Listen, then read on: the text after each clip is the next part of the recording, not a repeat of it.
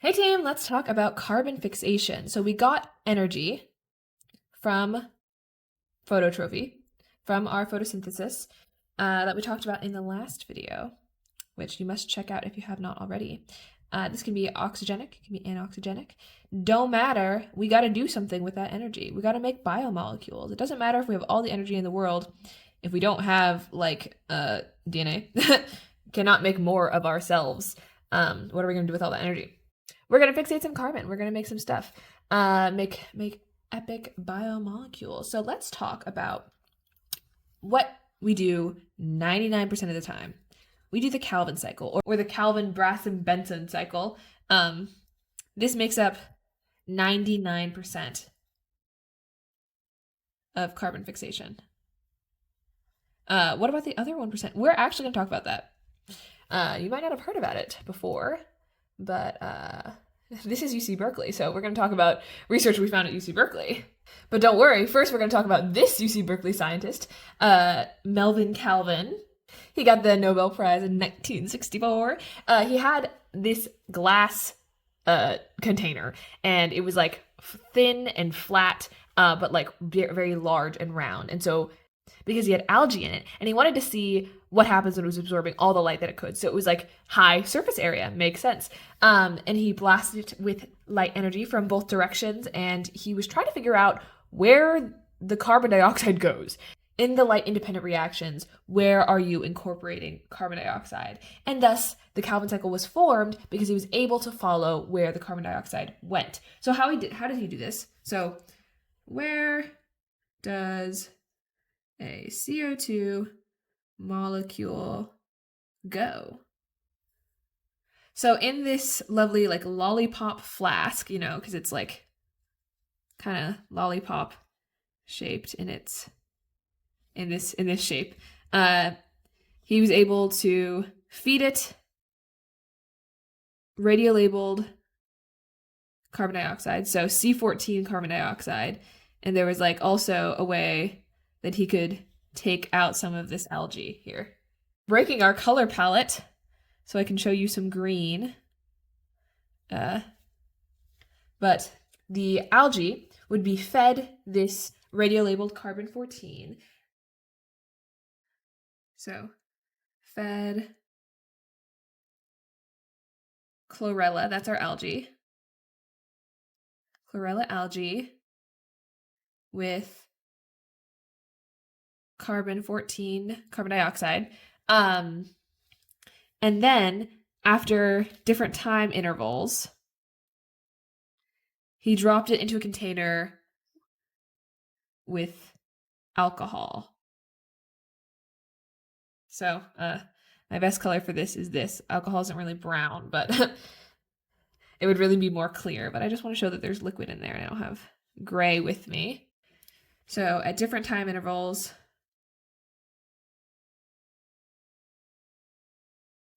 he dropped it into the alcohol. And this like immediately killed the chlorella. It's okay. It doesn't have to be perfect. So he can see at different time intervals. So at time interval 1, and there's a lot of people who worked on this. Remember, it's the Calvin-Brassem-Benson cycle, but I don't want to write all that, so I'm just calling it the Calvin cycle. So at time interval 1, which was 5 seconds, they observed that 80 to 90% of this carbon-14 was incorporated into a molecule called PGA. And then at another time interval, at 30 seconds, the C14 is in sugar phosphates, diphosphates, amino acids. Like it's in the molecules already. So how did we get here? And they used TLC, thin layer chromatography, to identify what molecules they were in, whereas C14 incorporated. So that's how we found out, oh, it's in PGA, oh, it's in amino acids. Okay, so let's look at the Calvin cycle. I'm going to draw us a circle. It's going to be an OK circle. And you don't need to know all of this. So I'm just going to draw a bunch of stuff just so you can have a guideline of like where we are. If you've learned the Calvin cycle, it could be helpful. But I will tell you what you need to memorize. Okay, this is our Calvin cycle. So, like I said, you don't really need to remember this, but let's go through just to talk about it so you can understand if you don't have a good understanding from Gen Bio. We start kind of, it's a cycle, so it's kind of hard to say where you would start, but I'm going to start with RuBip. This is ribulose bisphosphate, and she is given carbon dioxide. This is a 5-carbon molecule. So if you want to write that, you can. This is a 5-carbon molecule. It's given carbon dioxide, and then it turns into 12 PGA. So with our 6 additional carbons, now we would be a 6-carbon molecule.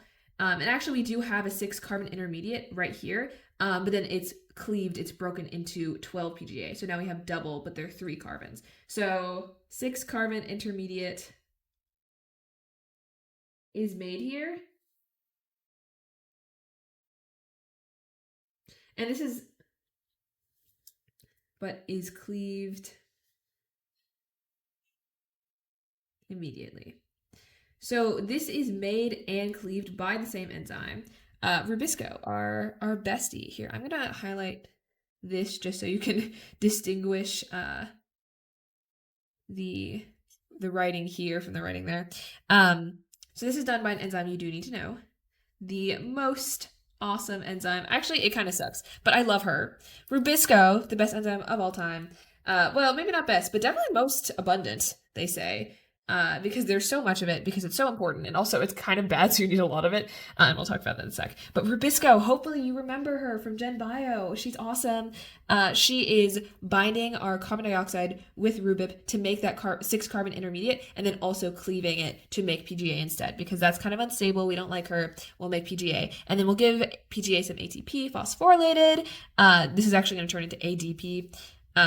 It's going to make 1,3-biphosphoglycerate. We're going to give that some NADPH. We're going to reduce it. It's going to make 12 G3P. And we can use G3P to make glucose. I mean, we make fructose 6-phosphate, but then that can be made into glucose. However, if we use all of this 12 G3P, because this is a 3-carbon molecule, that means this is a 3-carbon molecule because we haven't added any carbon. This is also a 3-carbon molecule. We could make 6 glucose right now. Well, eventually. Except then the cycle would be over, and then you could do this step or this step or this step, and then you would just die because you couldn't make any glucose at all. You would make 6 glucose, and then you would be out of anything. So we have to regenerate the cycle. We can use 2 of them. 2 of them will make one of these fructose 6-phosphate molecules, which will go on to make glucose, but you will be left with 10 G3P to continue the cycle. So then you'll go to 6-ribulose 5-phosphate. This line and phosphate is just me writing phosphate, but quicker because I don't want to write it every time. And this is another enzyme that's important. Phosphoribulose kinase. That's the enzyme doing this. This is the other enzyme you need to know. So why do you need to know these 2 enzymes? These are what we call diagnostic enzymes. So you can use them to diagnose something that can do carbon fixation. Diagnostic enzymes. Presence of these enzymes indicate an organism's ability to do carbon fixation. So RuBisCO and phosphoribulokinase can be looked at and say, are you something that can do carbon fixation? So you won't see them in any other organism. They're only used in the Calvin cycle here. So these diagnostic enzymes are important. So that is our beautiful Calvin cycle. So the main thing you want to take away is the importance of RuBisCO and phosphoribulokinase. If you want to know the costs, because obviously this is dealing with 6 carbon dioxide at a time. If you want to know the cost of fixing 1 CO2, it costs 3 ATP and 2 NAD and then maybe pH. So that's pretty expensive for a single carbon dioxide molecule, but you got to make biomolecules, so this is the price you got to pay, and you can't see what I wrote. There you go. Hopefully that's a little bit better. However, remember how I said that RuBisCO is kind of bad? Well, there's a couple reasons why RuBisCO is kind of bad. RuBisCO is called sleepy, slow, and non-selective. So RuBisCO, the CO stands for carboxylase oxygenase, meaning it can bind to carbon dioxide, as we see here, or oxygen. That's bad. If you learn about photorespiration, this is that. It's not ideal. So let's talk more about RuBisCO. So one thing is it's non-selective. It can bind to O2, oxygenation,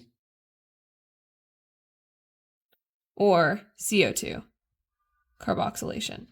Carboxylation is great. That's how we do the Kelvin cycle. Everything is great. Oxygenation. So when we do oxygenation, that is considered photorespiration instead of photosynthesis. So I'm going to just say O2, binding with O2. It produces a product called phosphoglycolate. I'm going to say P-glycolate, meaning phosphoglycolate. So phosphoglycolate is actually toxic. That's not good. It inhibits reactions, so it needs to be broken down, except when you break it down, it releases carbon dioxide, which is kind of the exact opposite of what we wanted. So we really don't like any of this. It's not productive. It's actually counterproductive, because not only are we not doing the Kelvin cycle, but we're like going in reverse of the Kelvin cycle. And RuBisCO is generally pretty good. Like, it'll bind with carbon dioxide almost all the time, but our environment is more oxygen than it is carbon dioxide. This is from another class, so you don't have to remember it. But RuBisCO catches a lot of flack for being non-selective, but our environment, our atmosphere, is 0.04% carbon dioxide, and it still chooses carbon dioxide 70% of the time, whereas it's 20% oxygen, and it chooses it 30% of the time, but there's way more oxygen than carbon dioxide in the atmosphere. So what can you do? How can you stop this? Well, phototrophs have evolved a solution. What if there's a higher concentration of carbon dioxide? This will make it not only easier to bind oxygen, but also RuBisCO is really slow, so it'll make it a little bit faster. We call it sleepy, slow, and non-selective. You don't need to know about the sleepy part. That's more about how it doesn't really work at night. But you do want to know that it's slow and non-selective. Non-selective meaning it does oxygenation when it should be doing carboxylation sometimes, and it's slow. So to increase the rate and also prevent oxygenation, we have carbon concentrating mechanisms. Increase the concentration of carbon dioxide. Or CCMs. So this increases concentration of carbon dioxide, makes RuBisCO faster and more accurate in the way that it's fixing carbon dioxide instead of oxygen. So how do we do this? We can have a carboxysome, which is a protein-bound compartment where we're going to be storing our carbon dioxide. How do we do that? So I'm going to draw us our plant cell. And within our plant cell, we have our carboxysome. I'll draw her in red. It actually has this really cool structure. It's an icosahedral shell. And so there are actual like points, like these vertices and flat parts in this carboxysome. I don't really know how it works, but it's pretty cool. So basically, you can have CO2 going in and out of the cell. That can just diffuse through the membrane. But you can also have, especially in these aquatic environments, bicarbonate. This is charged, so it will need its own protein receptor, but that can go in and out of the cell as well. So bicarbonate, okay. What does she do? If you try to concentrate CO2 in the cell, it can just diffuse out. But this carboxysome, which is very specialized, can kind of prevent that. But what we do is we take in our bicarbonate. And then we have an enzyme called a carbonic, sorry, this is too small, carbonic anhydrase. So this enzyme will convert it into CO2. So now that it's trapped in here, we can build up a higher concentration from the bicarbonate. So we take bicarbonate in, we put it into the carboxysome, and we convert it into carbon dioxide. And then we'll have RuBisCO in here. RuBisCO. Maybe you should have drawn it a little bit bigger than I did. RuBisCO can do its Calvin cycle with carbon dioxide. So we can have a high concentration of bicarbonate that carbonic anhydrases can turn into carbon dioxide. So this protein-bound compartment is filled with RuBisCO, of course, and our carbonic anhydrases. And we actually have plenty of space on this page, so I really don't know why I made this so small, but it's okay. So this protein-bound compartment is thought to very tightly regulate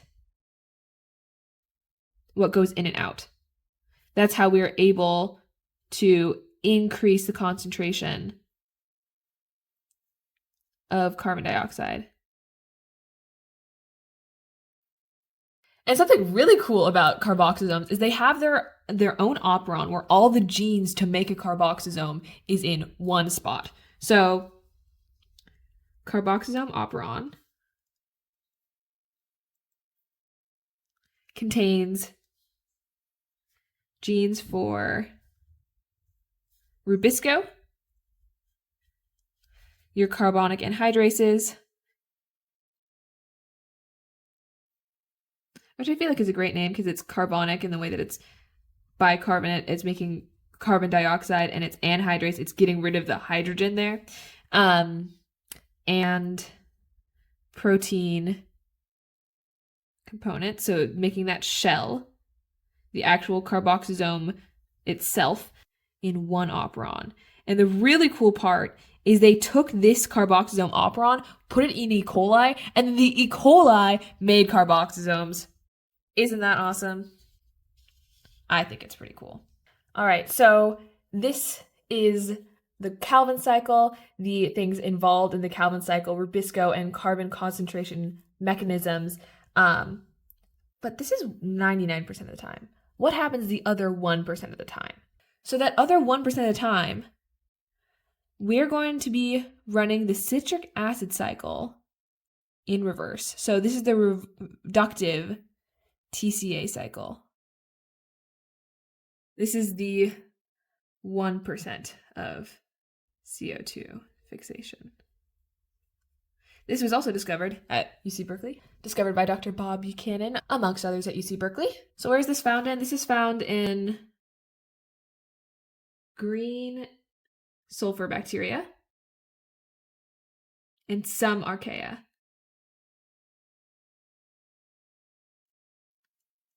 That's who we see this in, a whopping 1% of the time. So in this model, we're using ATP and reduced ferredoxin that we got from our phototrophy, that we got from our light reactions of photosynthesis, to drive the citric acid cycle in reverse. So once again, I'm going to show you this cycle. I'm going to draw it out, and you don't have to actually know everything, so I'm just going to skip. Okay, so this is our cycle. You don't need to know everything, but you do need to know this hidden enzyme. Well, you'll need to know a couple enzymes, but this one isn't hidden. I want you to guess what this is called, okay? So once again, we are looking for those diagnostic enzymes that tell us, oh, this means if this organism has this enzyme, then we know it might do the reverse citric acid cycle. If in this step we have a special enzyme, we are reducing fumarate with FADH2. What do you think it might be called? Reducing fumarate. Do you think it might be called fumarate reductase?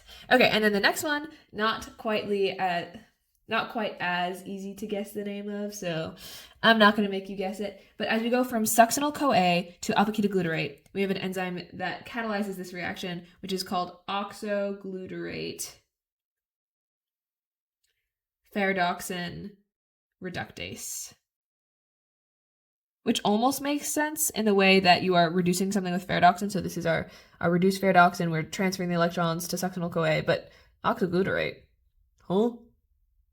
Oxaloacetate's up here. I don't know.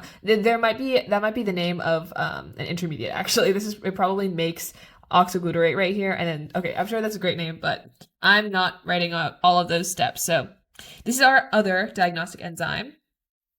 You should remember these. You can make a note. You can make a note saying these are the what I have to memorize. But this is the king of diagnostic enzymes. This is the most important one. ATP citrate lyase. So after we're actually done with the reverse citric acid cycle and we made citrate, we can phosphorylate it with ATP.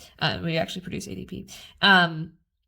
This is going to be catalyzed by ATP citrate lyase. This is only found in organisms that do the reductive to citric acid cycle. And then we can go on and make sugars out of that. And that's how we do carbon fixation 1% of the time. Okay, do we want to do a review? All right, carbon fixation. We are turning our lovely molecules from the light reactions into biomolecules. And 99% of the time, this carbon fixation is going through the Calvin cycle. Where does a carbon molecule go? Asks Melvin Calvin and others.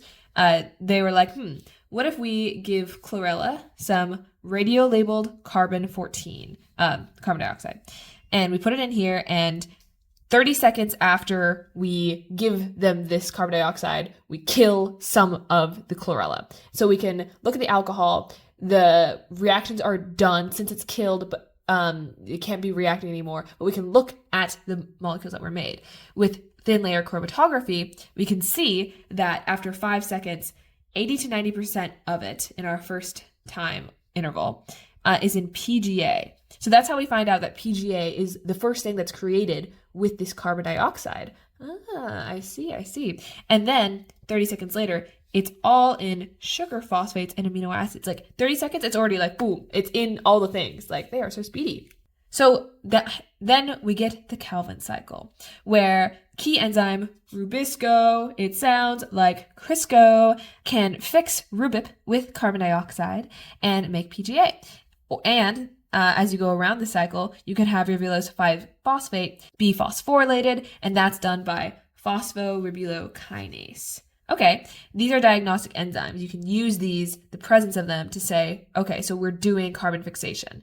And it costs 3 ATP and 2 NADPH or NADH to fix 1 carbon dioxide molecule. So let's talk about RuBisCO, this diagnostic enzyme that we've heard so much about. Seems pretty great, but it can also do things that are pretty not great. So it can do oxygenation or carboxylation. In oxygenation, that's photorespiration. It's bad. It makes phosphoglycolate.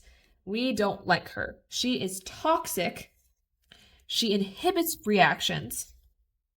And she needs to be broken down, which releases CO2, opposite of what we wanted in this whole endeavor. So, as a result of that, and also just RuBisCO being generally kind of slow, we have these carbon concentrating mechanisms. And so when we have this soluble bicarbonate, we can increase the concentration of CO2. So increased CO2 concentration makes RuBisCO faster and more accurate. Using carboxysomes, this protein-bound compartment filled with carbonic anhydrases, which turn our bicarbonate into carbon dioxide, and RuBisCO. These are our 2 enzymes you're going to want to remember to, do carbon fixation. Since this is the first time we've mentioned carbonic anhydrases, I'm going to underline it there. And you need to know of it specifically in reference to the carboxysome. And this protein-bound shell in this very unique shape tightly regulates what goes in and out.